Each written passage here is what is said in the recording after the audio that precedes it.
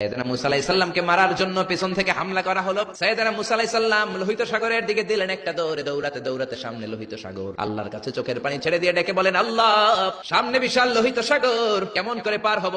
সাঁতার কেটে তো লোহিত সাগর পার হওয়া যায় না। পেছন থেকে ফেরাউনের বাহিনী আমাদেরকে মারার জন্য এসেছে। আল্লাহ বললেন, মুসা, দোয়ার দরকার নাই, তোমার লাঠি দিছি কোন কাজের লাগে? তোমার হাতের লাঠিটা লোহিত সাগরের মধ্যে রেখে দাও, বিশাল রাস্তা আমি এমনিতেই বানিয়ে দেব।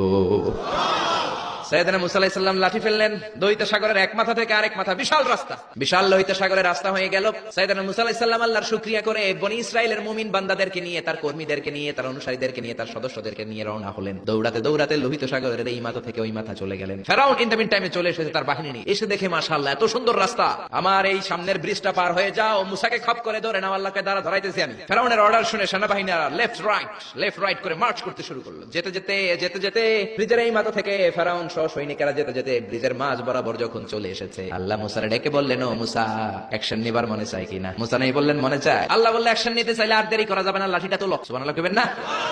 মুসা আলাইহিস সালাম লাঠি তুললেন। লাঠি তোলার সাথে সাথে লোহিত সাগরের এই মাথা থেকে ওই মাথার বিশাল ব্রিজ, পুরো ব্রিজটাইকে ভ্যানিশ করে দিল কে?